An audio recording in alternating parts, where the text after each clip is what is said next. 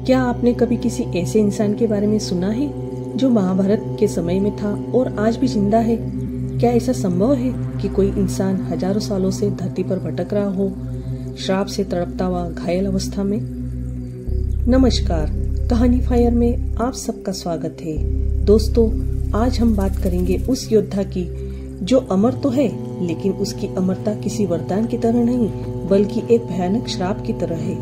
उसका नाम है अश्वत्थामा और ऐसा कहा जाता है कि वो आज भी जीवित है, भारत के जंगलों में, पहाड़ों में और कभी कभी इंसानों के बीच। तो चलिए जानते हैं कौन था अश्वत्थामा, उसे अमरता का श्राप क्यों मिला और सबसे बड़ी बात, क्या वो आज भी जिंदा है? अश्वत्थामा महाभारत के सबसे शक्तिशाली योद्धाओं में से एक था। वह गुरु द्रोणाचार्य और कृपि का पुत्र था और उसे शिव का आंशिक अवतार भी माना जाता है। जन्म के समय ही उसके माथे पर एक दिव्य मणि थी जो उसे अजय बनाती थी। वह चिरंजीव होने का पात्र नहीं था, लेकिन फिर भी उसे अमरता का श्राप मिला। लेकिन वो कैसे? जब महाभारत का युद्ध चल रहा था तो अश्वत्थामा ने पांडवों के खिलाफ युद्ध लड़ा। जब उसे पता चला कि उसके पिता द्रोणाचार्य की मृत्यु एक छल से हुई है तो वह क्रोधित हो गया।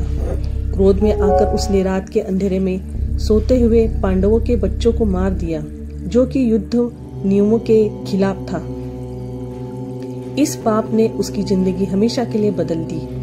जब अश्वत्थामा ने ब्रह्मास्त्र छोड़कर उत्तरा के गर्भ में पल रहे अभिमन्यु के पुत्र को मारना चाहा, तब भगवान श्री कृष्ण ने अश्वत्थामा को भयानक श्राप दिया।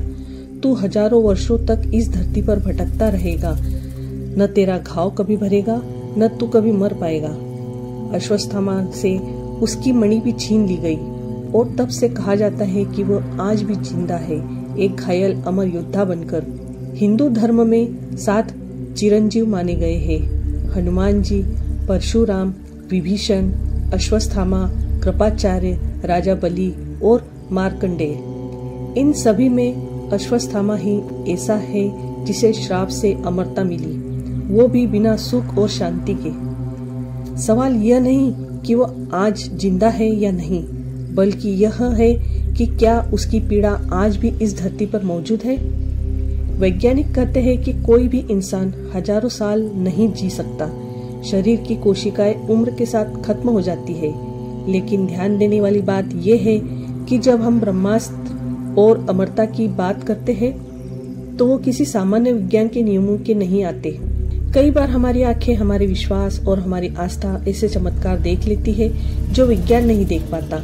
एक आदमी हजारों वर्षों से जीवित है, जिसका माथा फटा हुआ है, जख्म से लगातार खून बहता रहता है और जो हर समय मंदिरों में पूजा करने आता है, लेकिन कोई उसे रोक नहीं सकता, कोई उसे पहचान नहीं पाता। यह कहानी है अश्वत्थामा की और उसका सबसे रहस्यमय संबंध जुड़ा है मध्य प्रदेश के बुरहानपुर और आसिरगढ़ किले से। आज हम जानेंगे वो सच जिसे जानकर आप भी दंग रह जाएंगे। क्या अश्वत्थामा आज भी बुरहानपुर के जंगलों में भटक रहा है? बुरहानपुर मध्य प्रदेश का एक ऐतिहासिक शहर सतपुड़ा पर्वत श्रृंखला की गोद में बसा हुआ है। इस शहर की गिनती मुगलों के समय से सबसे महत्वपूर्ण इलाकों में होती थी। लगभग 20 किलोमीटर दूर है आसिरगढ़ का किला, जो 259 मीटर ऊंची पहाड़ी पर बना है। कहा जाता है कि यह किला भारत का दरवाजा कहा जाता था, क्योंकि यही रास्ता था उत्तर भारत से दक्षिण भारत की ओर जाने का। सुबह सुबह शिव मंदिर के पुजारी को रोज फूल बिखरे हुए और पूजा सामग्री बिखरी हुई मिलती है। कोई दरवाजा नहीं खोलता, कोई चाबी नहीं घुमाता, फिर भी मंदिर खुला होता है। मान्यता है ये किसी इंसान का काम नहीं, बल्कि अश्वत्थामा स्वयं आता है पूजा करने। मंदिर के बाहर के पुजारी अक्सर कहते हैं कि उन्हें अजीब सी हलचल, हवा की गूंज और पदचाप सुनाई देती है, लेकिन कोई दिखाई नहीं देता। कहा जाता है कि कई साधु संतों और तपस्वियों ने एक विशालकाय पुरुष को देखा है, जिसके माथे से खून बह रहा था, लेकिन वह सामान्य गति से चलता रहा, बिना दर्द जताए, बिना रुके। एक स्थानीय संत का कहना है वह करीब 7 फीट लंबा था, सिर से खून बह रहा था, उसके कपड़े फटे हुए थे और आंखों में हजारों सालों का दुख था। किसी ने उसे रोकने की कोशिश की तो वो व्यक्ति स्वयं गायब हो गया। सवाल ये है, ये केवल कल्पना है या हजारों वर्षों का पुराना कोई सच? आसिरगढ़ का किला एक 3 परतों वाला दुर्ग है। पहला बाहरी सुरक्षा रेखा, दूसरा मध्य भाग, तीसरा भीतरी किला और शिव मंदिर। इस किले में कई गुप्त सुरंगें और भूमिगत तहखाने हैं जो आज भी पूरी तरह से खोजे नहीं जा सके। पुरातत्वविद मानते हैं कि किले के अंदर ऐसे कई हिस्से हैं जहां आज तक इंसानी कदम नहीं पहुंचे, और यही वजह है कि यह माना जाता है कि अश्वत्थामा आज भी किले की किसी गुफा या सुरंग में निवास करता है। महाभारत में कहा गया है कि अश्वत्थामा को ऐसा श्राप मिला कि उसके माथे का घाव कभी नहीं भरेगा और वो पृथ्वी पर भटकता रहेगा। बुरहानपुर और आसिरगढ़ की ये कहानियां हजारों साल बाद भी इस श्राप के प्रभाव को दर्शाती है। मंदिरों के गुप्त रूप से पूजा होना, फूल और प्रसाद बिना किसी पुजारी के चढ़ जाना, कई बार भक्तों को पूजा के दौरान अचानक सिहरन या तेज गंध महसूस होना, ये सब बातें इस ओर इशारा करती है कि कोई अदृश्य परंतु सशक्त शक्ति वहां मौजूद है।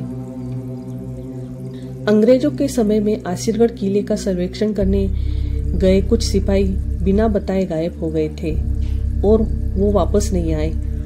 मुगल काल इतिहास में लिखा गया है कि औरंगजेब ने आसिरगढ़ को जीतने के लिए कई प्रयास किए, लेकिन बार बार असफल रहा। लोगों का मानना है शायद कोई अदृश्य शक्ति इस किले की रक्षा कर रही थी। क्या यह सब केवल कहानियां हैं या फिर हजारों लोगों की एक समान मान्यता कुछ और ही संकेत दे रही है? वैज्ञानिक इसे काल्पनिक मानते हैं, लेकिन धार्मिक दृष्टिकोण और लोक मान्यताएं कुछ और ही कहती है। सत्य क्या है शायद ये किसी को नहीं पता, लेकिन इतना जरूर है कि आसिरगढ़ की दीवारों में कोई तो ऐसा रहस्य छिपा है जिसे आज तक कोई नहीं समझ पाया। अगर अश्वत्थामा आज भी आसिरगढ़ किले में है तो शायद वह किसी को नुकसान नहीं पहुंचाता, लेकिन खुद श्राप और पीड़ा की अग्नि में जलता हुआ समय को देख रहा है। उसका जीवन एक चेतावनी है कि अधर्म का अंत कभी सुखद नहीं होता।